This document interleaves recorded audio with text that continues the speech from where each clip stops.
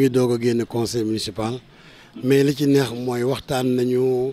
lépp dialogué nañ ci te point yi ñu teg yëpp dañ ko voté à l'unanimité abstention sax amul lépp lañu voté à l'unanimité ndax lépp day dellu ci liggéeyu Médina daaw ba léegi ñu ngi ci yox wante dafa fekk fonds yi ñu war a jot daaw ba tey jotuñu ci donc même malgré que def nañu autorisation spéciale mais du xaalis bu ñëw ay chiffres yu ñu annoncé la wax nañu ne bu ñu jotee ci xaalis boobu xalaat nañu fan la war a dem parce que PMI Médina bi dañ ko bëgg a defaraat mu rafet nag jot na école Médine dañoo bëgg douche yëpp sanitaires yi ak yenn classes yi yàqu ñu defaraat ko vraiment ba dootuñu ñàkk ndox yooyu yëpp waxtaanee nañu ko waxtaanee nañu tamit ni tali yi nga xam ni dafa yàqu woon am na ci yoo xam ne ni dem nañu Promoville ñoom dinañ ci jàpp waxtaan nañu tamit ak Ageroute am nañu ci jàpp. maire bi def na communication il a parlé de l'état de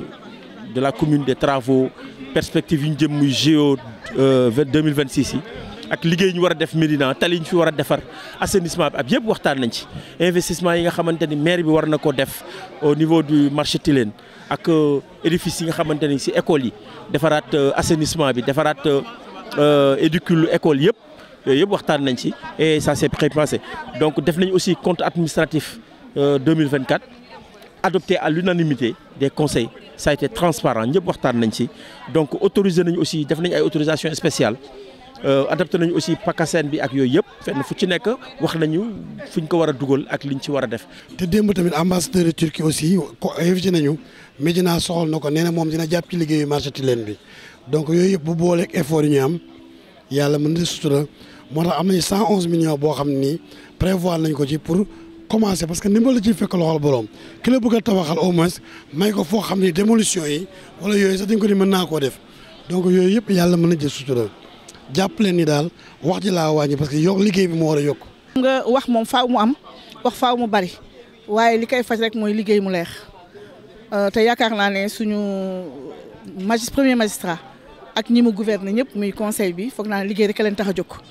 bu ñu nekkee ci biir conseil bi macha allah ñun ñu fa nekk dañuy sant yàlla dañuy fier ànd ak moom ci liggéey te xam nañ ne incha allahu rabbi lépp lu nit di jaaxle lépp lu kii rek tontu baa ngi ñëw parce que. li ñuy liggéey léegi mu tegu si bëtu nit ñi incha allahu rabi dina ci génn ñëpp am ci lu leen leer. parce que li ñuy dal yëpp suñuy tali baaxoon ne état bi ko yàq moo ko jox Mbaye Faye mu yàq ko te wutuñ ci pexe état bi waxuma leen binduma duma ci wax binduma yégaluma mais li ma la mën a wax ci suñu ay pexe am nañu partenaires yi ñuy dimbali pour tali yi gaaw. maire buy wax day leeral ñëpp exposé am day leeral ñëpp ba xam ne booy voté sax da ngay jëkk solo wax rek voté bu def sa yoon amul ay questions yu di def c'est des questions diverses mooy ñëw après. ñuy wax ay waxu ay bon ku nekk sa koñ ku nekk sa gox ainsi de suite mais pour l'ensemble du budget pour ñu koy wote fonds PACASEN c'est expliqué fonds de dotation dañ koy expliqué lépp dañ koy expliqué c'est pour la mairie donc dañ koy wote automatiquement man c'est mon 3e mandat mais mosuma gis pour ñu retourner des fonds de PACASEN ou bien ay dotations yoo xam ne dañ koy war a def pour liggéey maintenant di ko rejeter mosuma ko am